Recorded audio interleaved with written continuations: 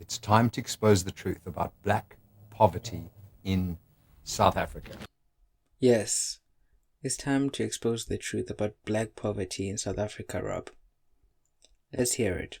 Decades of mismanagement and rampant corruption have drained resources meant for the people. Looting and incompetence, government officials prioritizing personal gain over public service have crippled essential services. Cough, cough. Land Act of 1913, Group Areas Act, Bantu Education Act. Yes, decades of mismanagement have drained resources meant for the people. Cadre deployment and BEE. Policies like Black Economic Empowerment, BEE, and cadre deployment. How about we talk about the reason BEE was created in the first place? BEE was created in order to address past inequalities in South Africa due to what I'm going to call white economic empowerment. Due to this white economic empowerment, a minority group owns most of the private land in South Africa.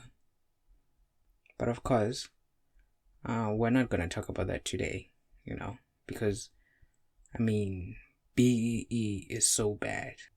Addressing historical inequalities is so bad. Because, why should we do that? It's not that important. The fact that certain minorities have a head start is not the problem here. The problem is the black people who can't just forget what happened in the past. Have in most cases favored political connections over merit, sidelining capable and competent individuals. What about race-based policies? An emphasis on race has fostered division, diverting attention from real issues like economic growth and competency. Cough, cough. John Steenhuisen only has a matric certificate. But Rob doesn't have a problem with that.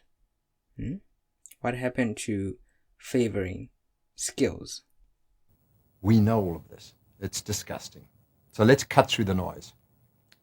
These policies, under the guise of empowerment, have entrenched poverty. And what are the truth behind the numbers? What is the truth behind the numbers? Economic stagnation.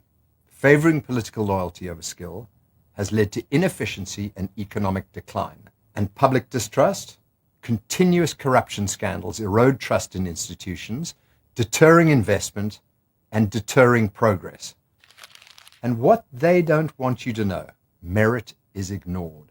Prioritizing race over ability has sidelined competent individuals, harming overall productivity. Western values have been undermined. And what do you suppose we do about the historical inequality in this country, Rob? Do we just ignore it?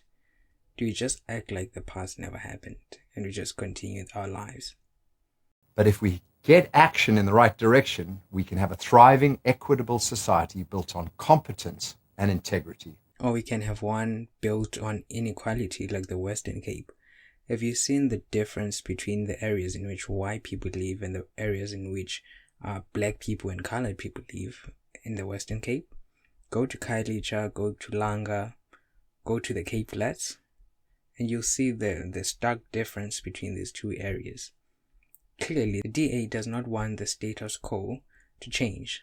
They want everything to remain as it is. They want black people and colored people to remain poor, and they just want white people to remain in power and to remain in their areas separate from black people and colored people. But of course, the NC is not innocent in all of this. I'm still going to come for them in the future, right? The ANC is also responsible for some of these issues.